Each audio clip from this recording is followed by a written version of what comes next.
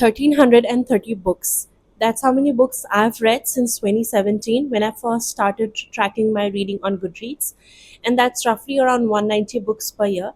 And today I am going to give you such tricks that will help you really up your reading volume as well. And I'm not talking about speed reading techniques or skimming. I'm going to let you know about sustainable systems that actually will contribute to your reading. So keep watching this video and subscribe if you haven't already.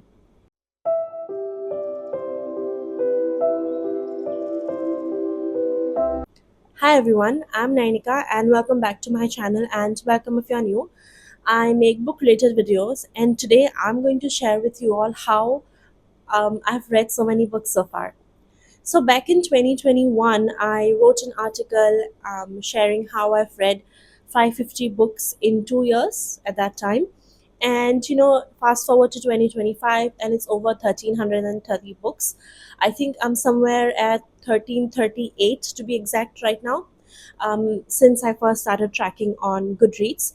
Of course, there are many books that I could not upload on Goodreads, books that I read during my middle school years, primary school years, because Goodreads doesn't exist then, or I just wasn't aware of it. Anyway, I started Goodreads on 2017, and it is from 2017 that I have the data.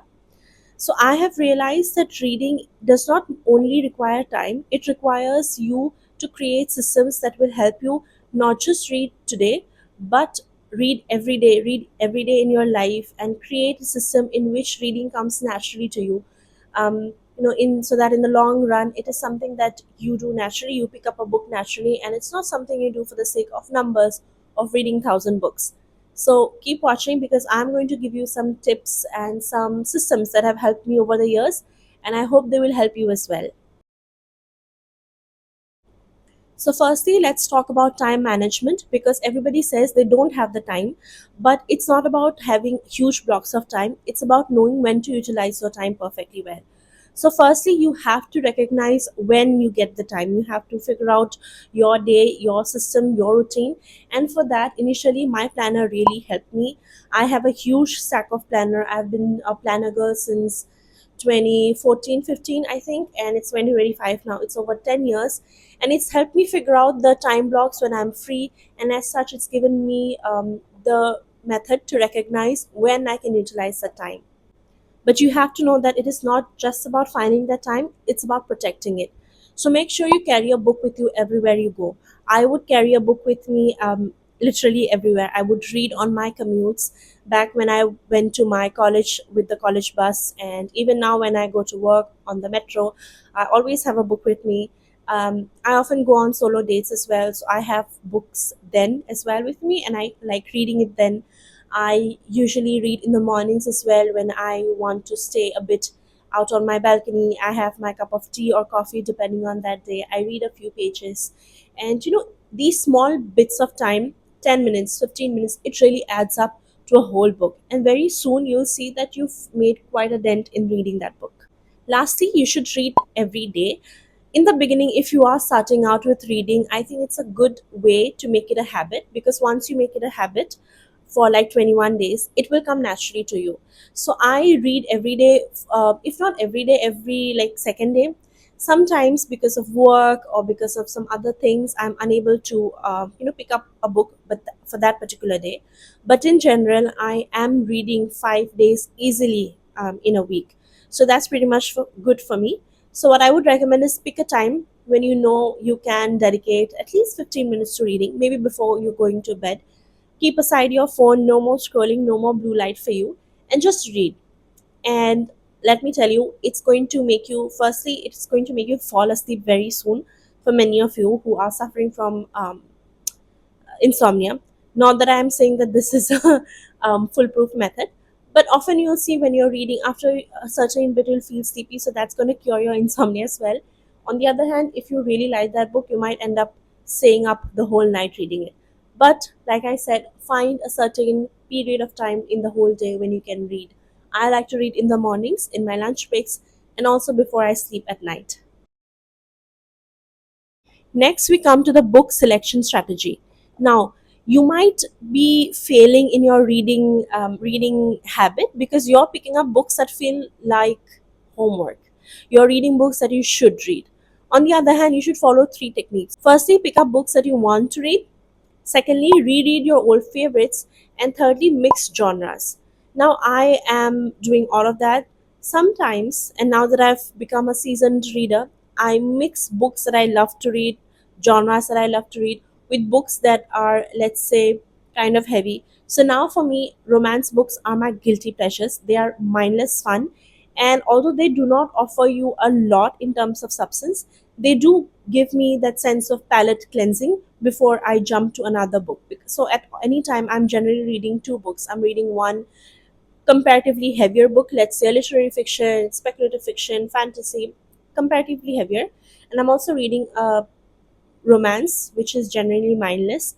Um, and it's working for me. I also often go back to reread certain few books. If not the whole book, I like to skim certain parts of that favorite book that I'm rereading. So it gives me a complete sense of fulfillment even throughout, and I never feel like I'm wasting my time trying to read what social media is telling me to read, books that I should read. I don't try, and I try not to get stuck with all that. So that is something you should definitely keep in mind as well. The third is about speed reading versus comprehension. Now, this is something that people ask a lot of questions about. So, for me, my reading speed has increased obviously because I've been reading consistently over the years, and that is obviously something that will happen to you as well if you keep reading. Then it's about the meaning of words. In the beginning, of course, there were many words that I did not understand, so I would just underline them and keep them aside. Now, this helped that in my time there wasn't a lot of social media that I would, start doom scrolling. So, what I would recommend is keep a note of all the words you don't understand on the side, and then all at one go, after reading that particular chapter or after reading a couple of chapters, only then go ahead and look up the meanings, because once you get on your phone, you'll fall down a rabbit hole and you just keep on scrolling. So make sure you can do that. Just remember that the goal isn't to read fast, it is to read consistently. Next point is about building and maintaining that habit. I know that reading 1330 books is not something I decided to do and I just did it. It happened over some time because I had some systems. Firstly, if you're starting out with reading, have a sort of monthly goal. Make a TBR. So, in this month, I want to read these five books, let's say, or these four books. Start with just four, start with two, whatever number you like. Start with a monthly reading goal. Then, secondly, I personally like to have a basic timeline of 1 week per book, and that worked for me. Some books are very heavy, I need the full week to read them. Sometimes I'm not able to read every day, then I end up needing that whole week anyway. Sometimes the book is so interesting, I read it at one go, the whole night without sleeping. Then I finish one book in like 1 day or 2 days. And then, some days you read a book over 3 days. So it's a cycle. Make a system. Lastly, I would suggest that build or use something that you can use to keep you accountable. Now, I use Goodreads for that. You can use Fable, you can use Storygraph. There are many softwares for that. I like to use Goodreads, and that's because I've been using it for so long. I don't want to change anymore. I'm just too lazy. But it really helps me keep a track of what I'm reading, and in turn, that really motivates me. Maybe if you want to start reading, maybe start with one book a month. So that's 12 books in 2025, in 2026. If you want to read two books, set your goal in that way. I set 52 books this year, which is roughly one book a week. But I've reached that. I think I'm at 52 or 53 books so far this year, so I've upped that number to 60. And now, even if I don't end up reaching 60, I'll be happy because I met my initial goal. So that really helps. Next, we need to talk about reading slumps because even I face them, and there are various ways in which I deal with said slumps. So, I often also join reading challenges which really push me to read the books. I sometimes change the genre that I'm reading if I'm feeling very disinterested in the literary fiction book that I'm reading currently. I might go back to my palette cleansers, the romances, which are really light and really fun. I might go pick up a short story collection. I might go even pick up children's literature because those really help. So you have to go at it with a variety of different ways. Sometimes you just have to let it be. Sometimes don't force yourself to read, even that helps. And lastly, changing formats also really helps. So, for instance, if you're reading a paperback, maybe change to an ebook, maybe change to an audiobook. Keep changing, and I think nowadays you can find very good audiobooks on Spotify as well. So that's a great alternative for dealing with your reading slumps. Next, we need to talk about reading environments. I personally like either reading on my, I shouldn't say either because there are a few places where I love to read.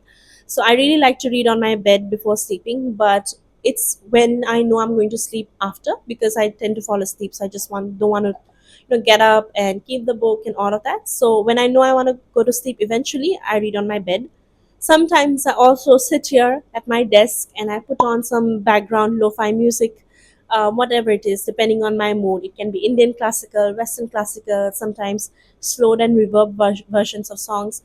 All of that. I put up the music. I set the whole environment, the space, and I read. Sometimes I also like to read on my balcony with a cup of tea or coffee. So it really depends, and you have to find that for yourself. I have found that sometimes taking a book with you to reading dates or journal dates really helps, so that you can get your cup of tea, coffee, drink whatever you want, and just read. Sometimes that background noise of a cafe also really helps you get into the book. But again, it is different for everyone. You have to find out what works for you. Next, about note taking and retention. So don't make it a forceful thing that you have to remember everything about the book. Eventually, your memory will become better and you'll tend to remember the basic storyline of the novel, of the book, whatever it is. You can also take notes. Use your book as a notebook. So I personally believe that it is very much fine to write on your book. I tend to write on my book all the time. I write in the margins. I underline sentences, and very often towards the end of the books there are 3-4 pages of like empty pages, and that's where I jot down my thoughts. You can also join many there are many book clubs, and on Instagram you find many people who have read a book. Maybe you find a post about a book you just read, comment on it, and maybe reply to someone else's comment. It's really wonderful, and it's really easy to um, start conversations regarding some books. And do that. Make a community around reading. If you want to keep it exclusive to yourself, if you want to do it as a personal thing, you're welcome to do that. But if you are seeking community, you have the booktube community, you have the bookstagram community, book talk if you're outside of India as well. So make use of all these resources that you have. Lastly, in extension to that, I would suggest that you also build a community, because I've realized communities help a lot.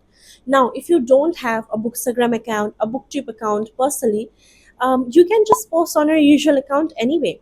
There is no such strict rule that your personal account should not be about books. It should be only about certain things. Do not limit yourself. If you are reading a book, if you like it, if you dislike it, make a post maybe saying why you liked it, why you disliked it, and I'm very sure people who have read that book will come across it and they'll comment on it, and you can start conversations from there.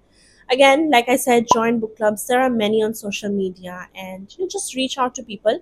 I assure you that most of the reading community includes people who love to talk about books, who love to have discussions about books.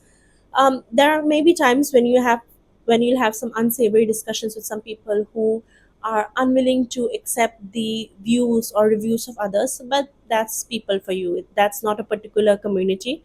That's people in general for you. If you have come across that, don't let it deter you. Go ahead, share your love for books with reading with the world. And even if you need help, make posts or ask people for help, and I'm sure there'll be people who will be willing to help you and give you suggestions, book recommendations, everything. Just have fun with reading. So you have to remember that reading 1330 books did not happen overnight for me. I have been a consistent reader from my childhood, and that is how it's come to this number. I think in terms of like in my life, I don't know how many books I've read, and that's fine. I've enjoyed it so far, and this is a wonderful world, and I would like to really push you to enter this world, read books, and discover what you like. Learn to fall in love with reading. Treat it as something you want to do, not as something you're forced to do. unless the few books that your school, your college will force you to read. Apart from that, you get to pick the books you want to read. So read whatever you like, read widely, read with variety, read intensely, however you like, do it. I hope that these tips that I shared today will be helpful to you. But remember that these tips are not all for you. Pick and choose which ones work for you and then implement them in your lives, because what works for me does not will not 100% work for you. Maybe a few tips that I give will work for you, the rest won't. Some people I know, they don't like to have music in the background when they're reading. Some people don't like to join book clubs, and that is fine. For the rest, make individual changes wherever you can and read it. Remember that the goal is not to read over 1,000 books. The goal is to read more books than you read the last year. To read to have fun, to read to expand your mind, to read to build community. It's not limited to a number. But the only reason I gave my number is just to let you know that I'm sharing my systems that have actually worked based on all of these numbers. But yeah, that's pretty much it. So let me know your current reading goal, and if you use any of these tips, let me know which ones work for you. I would love to know that. I hope to see you all very, very soon. If you found this video helpful, please don't forget to click on the thumbs up icon and subscribe if you haven't already. I'll see you again very, very soon with another video. Until then, take care. Bye.